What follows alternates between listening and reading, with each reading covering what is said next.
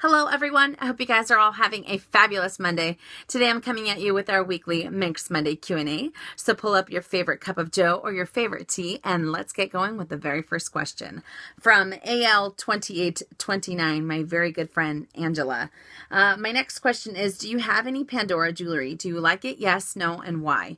No, I do not have any Pandora jewelry, and even though I've never really thought about purchasing it for myself, I do like the fact that you can really personalize and really, in a sense, tell a story through their jewelry. So I think they're very, very nice. And I've seen some of the charms and they are so adorable. And considering I'm probably one of the most,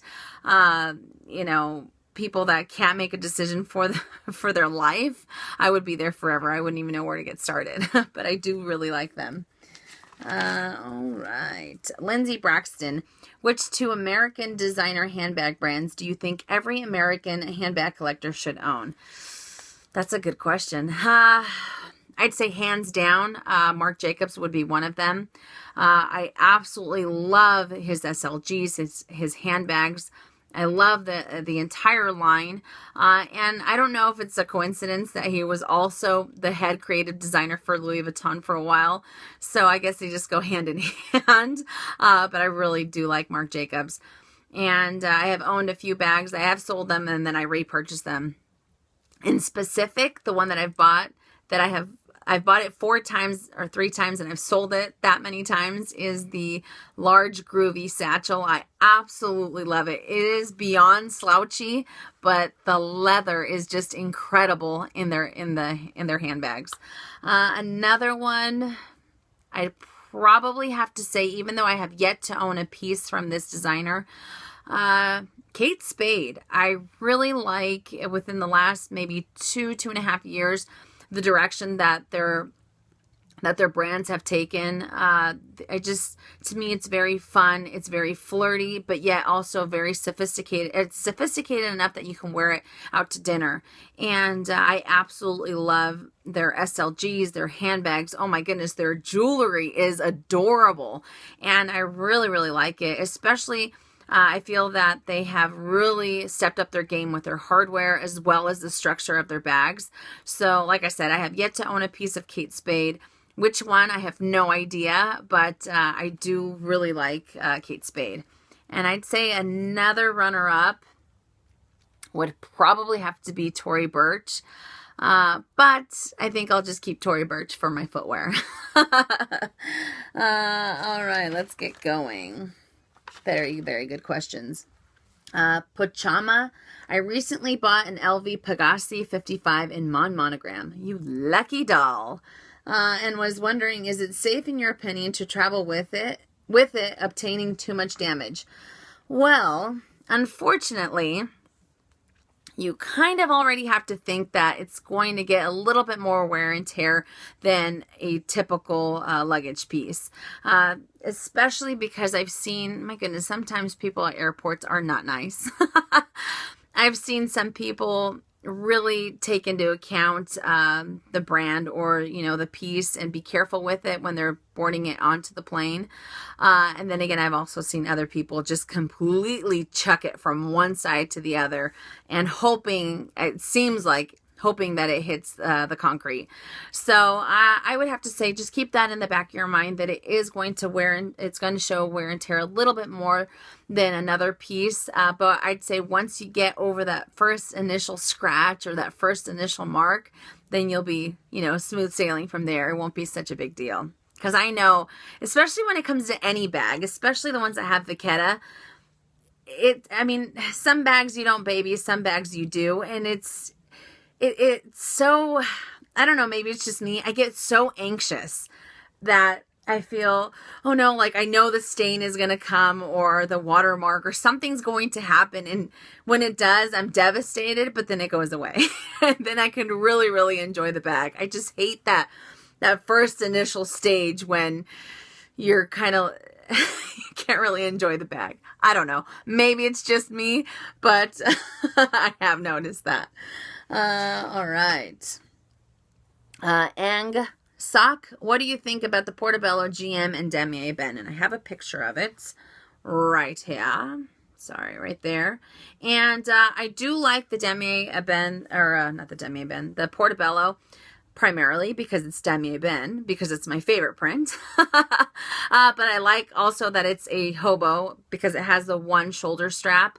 And I think, to be honest, had I seen the Portobello first, I would have gotten that before my Sully. Just because it has two things that I prefer in a bag: the demi-ben, demi-ben, and the shoulder, the fact that it's a shoulder bag or a hobo. And the Sully is just, I mean, even though I like the bag, I would have preferred the Portobello over the two.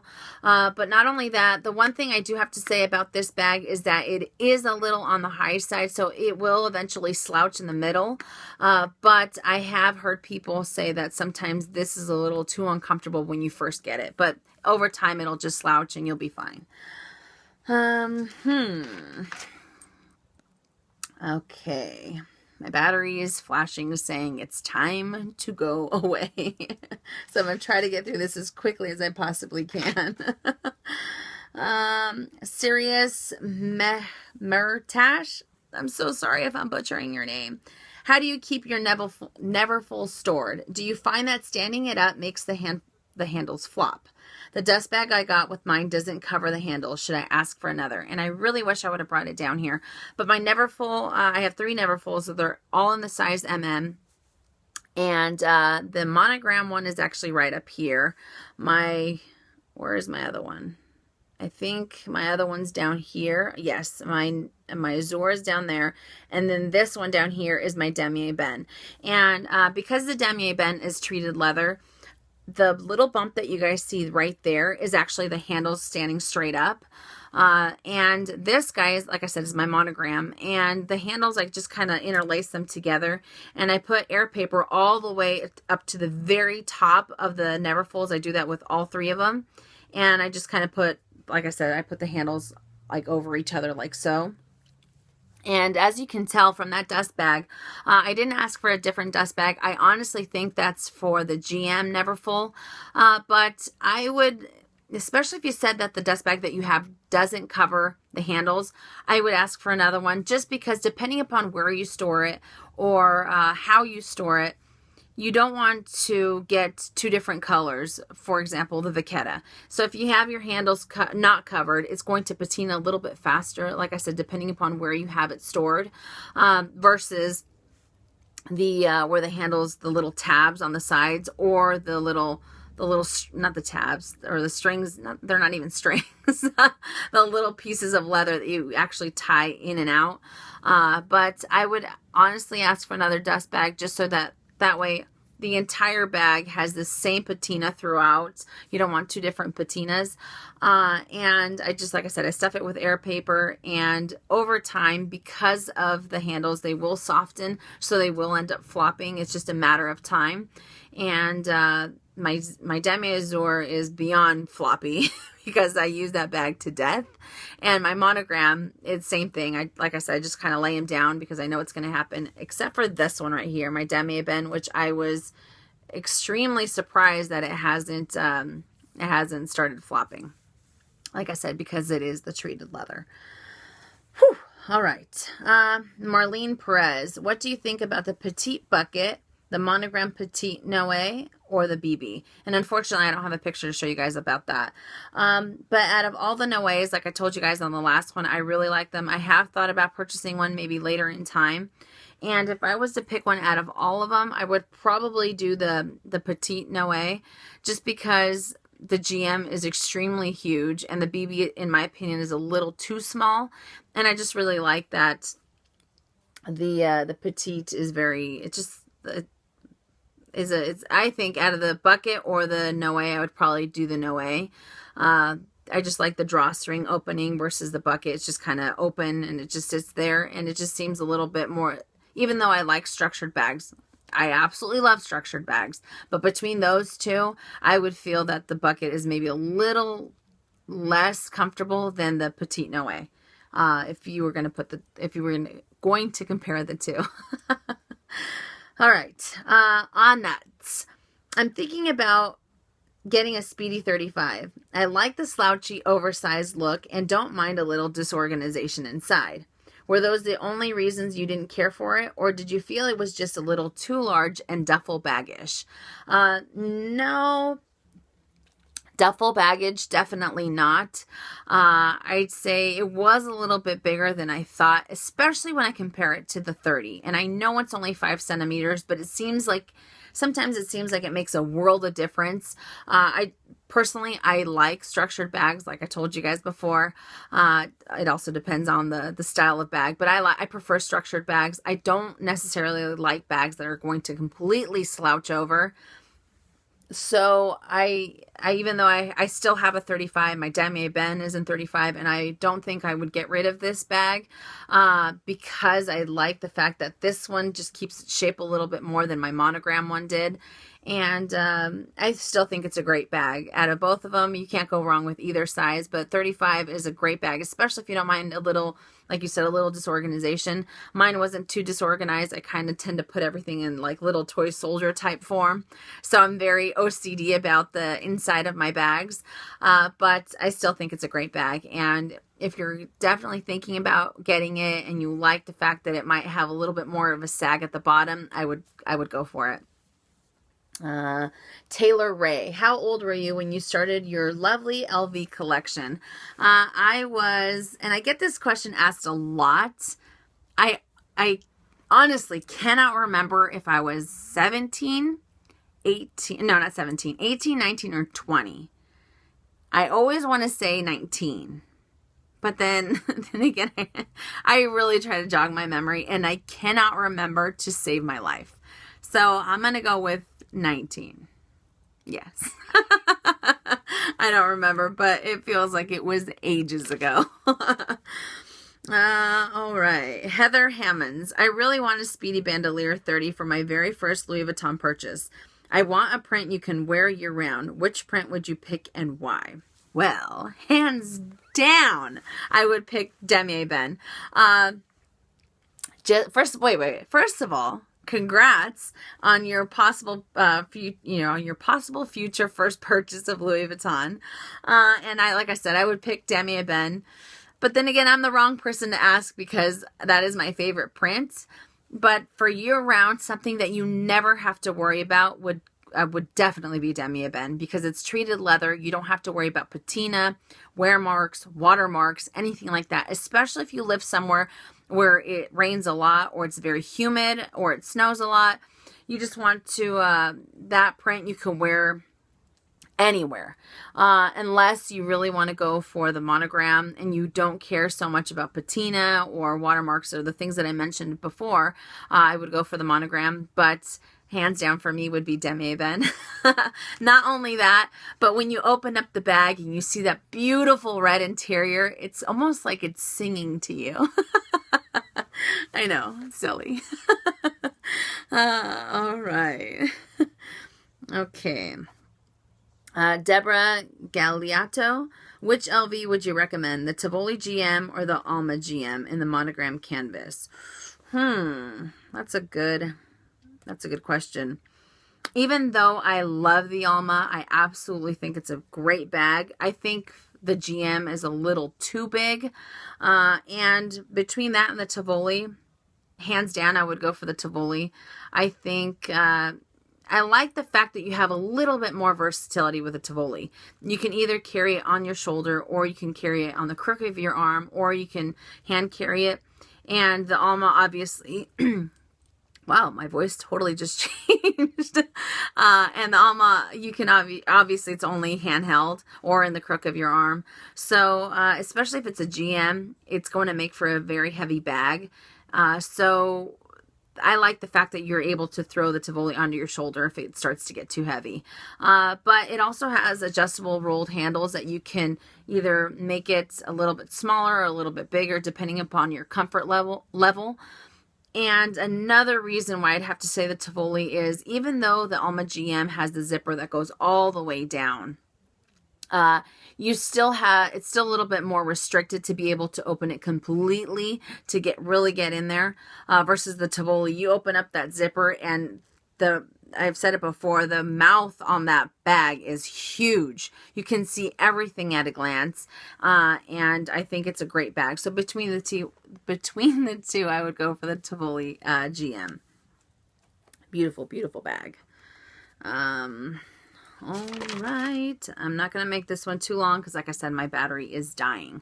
Robert and Desiree Keene. What color luggage tag would you suggest for the monogram print? I would have to say either add a pop of color that you really, really like, or for monogram, I personally would do the Vachetta, just because it also depends on the bag. If you have a bag that has minimal Vachetta and you kind of want to add a little bit more to it, I would do the luggage tag in the Vachetta. Otherwise, if it has a lot of leather, you want to just add a pop of color just to kind of, you know, break up the scheme. I would just add your favorite color. So for me, I know that I would never add blue, orange, or purple because I really don't care for those colors. But I would have to say either a color that you really, really like or Vachetta. Yes. Especially because my Speedy 35, I have a luggage tag for it, and I did buy it in the Vachetta, and I like the way that it looks. Susie Peep, would you consider a monogram without any initials but just 2 colors? No. Even though I do like the fact that you can pick the interior of the bag and you can pick the colors, I think if you're going to pay that much for a bag to be personalized, it should have your initials, especially if that's the main component of the monogram. But yeah, it either have to have an initial or no initials. So no. Ready CH. My husband surprised me with a Tivoli PM. Congratulations. Is the zipper always hard to zip? My other LV bags are so easy to open and close. Yes.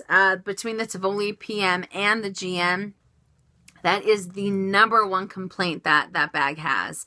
I know my girlfriend actually has one. She's had it for 3 years, and it's still as difficult to open as the day that she purchased it. When I got mine, obviously mine was pre-loved. I took it into LV because I had a little bit of a hard time opening it up and closing it. So I took it to LV. They softened up the zipper and it was okay from there. But not only that, because there isn't really a tab for you to hold the bag on, you know, to open it up, the side you're going to be the wear on the sides of the bag, the outside leather is going to show a little bit more because that's where you're pulling from. So you pull on one side to be able to open it up and close it. So it's going to show a little bit more wear on that piece of leather. I wish I had a picture to show you guys, but I don't. Or I actually had my Tivoli to show you guys, but no, I do not. Susan Smith, what do you think about the Bastille PM? And I have a picture of it, so give me just a second. Oh, and my iPad is dying as well. So unprepared. My goodness. All right, I'm trying to find it. All right, so this is the Bastille PM. And as you can see, it has a crossbody strap. It has 2 handles for a shoulder bag, and it is a beautiful bag, and it actually retails for $25.80 here in the States. And I'd have to say I'm not a big fan of it, and I'll tell you the reason why. I can appreciate the fact that it's empreinte leather. It's beautiful, but the thing that drives me the craziest is that I'm going to be paying for a bag that I would never wear crossbody. I would use this bag just as a shoulder bag or as a little hand carry. And I don't like the fact that I'm going to be paying for this strap and I will never use it. So I'm not a big fan of the Bastille for that reason, or any other bag that comes with a shoulder strap. I mean, I get it. A lot of people like the versatility of it. I do not. So I'm not a big fan of it. No. Although it is very pretty. Classy Sassy. I absolutely love that name. What Tiffany piece do you wear the most? I actually wear 3 pieces the most. I wear the 1837, if if that is that what it is, a ring, just a small ring.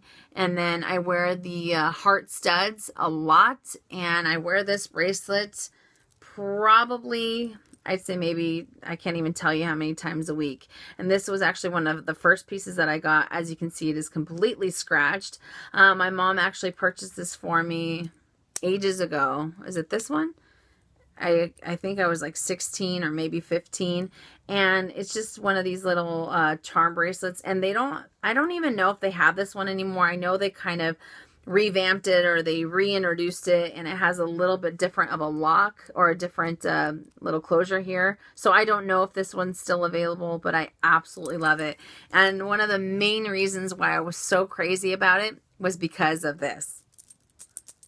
That noise that it makes. I don't know why I like it, but even some of my bags, I think I mentioned it in my Neverfull Demi Azur review. I just like the sound of it. I don't know. I don't know. So I do like charm bracelets. Like one of my good friends, Angela, asked me earlier, but I don't know. So I'd say this one. I wear this one to death. I wear it to work. I wear it anywhere I can, especially if I'm wearing silver tone jewelry. I just pop that on, and it's a beautiful bracelet. Plus it has a great meaning behind it, so I really like it. All right. Nickova 5. Do you know when the new Speedies are coming out? I know here in the States, they already got released, and I believe they were released, I'm trying to think, I think it was October. It was right before the supposed price increase, which, by the way, hasn't happened. So, see what I mean? Like, sometimes these essays are just like, hey, you should buy the bag because our price increase is going to happen tomorrow. And it doesn't. How long have we been waiting now?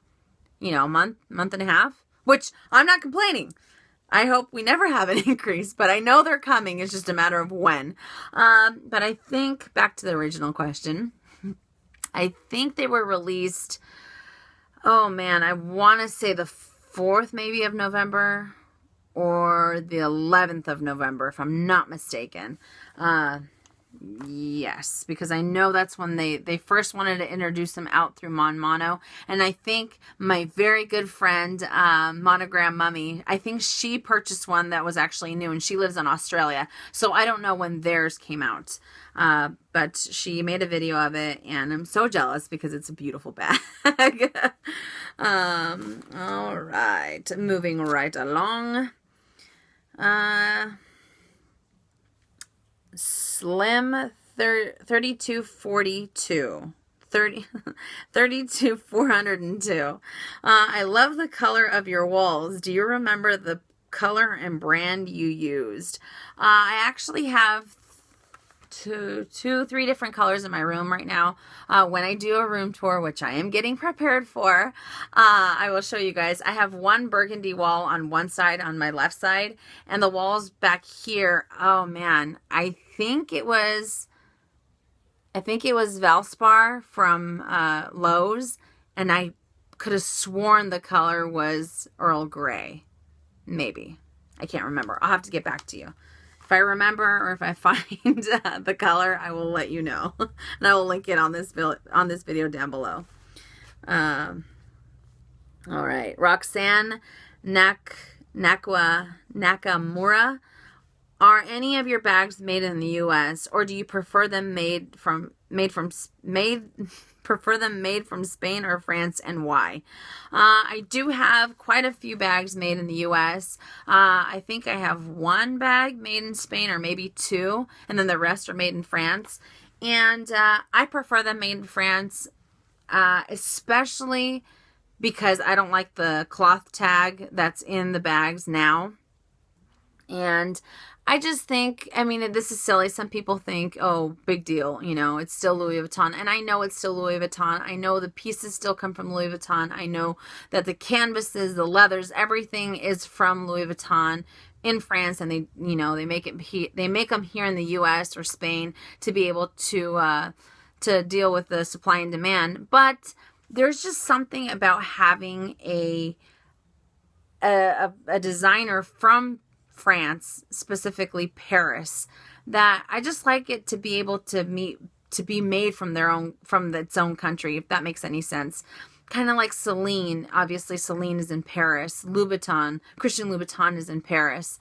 And I know some things are assembled here in the U.S., but I just really like the fact that it's just that extra little, it gives it that extra special little spark to the piece, the fact that it's made in France.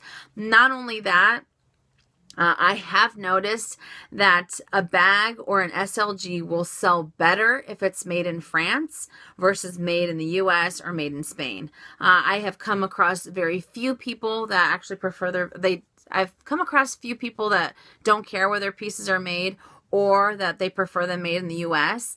And I just think that it has maybe a little bit better resale value to it.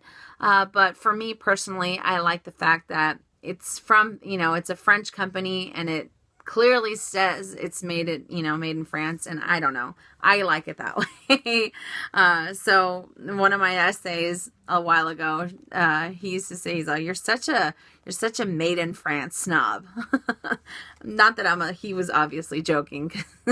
He was just, every time a new bag would come in, I'd say, is it made in France? And he'd say, of course it is, or no, it isn't.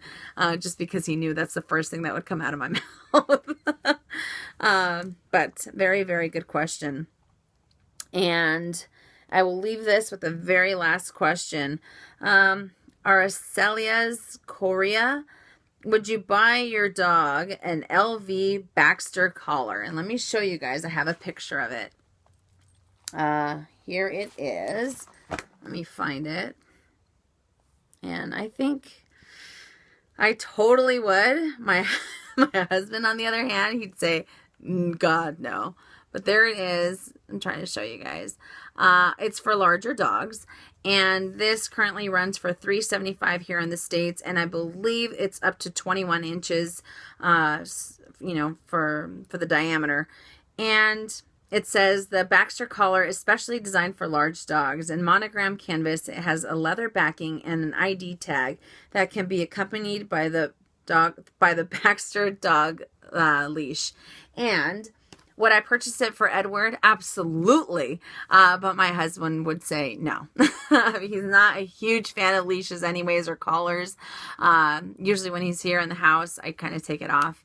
And I would love it. I would love for one of my two fabulous guys, I call it Eddie or Edward, a guy, to be able to share my love for LV. But I guess I'm on an island by myself. And then I have you guys, so that makes it even better.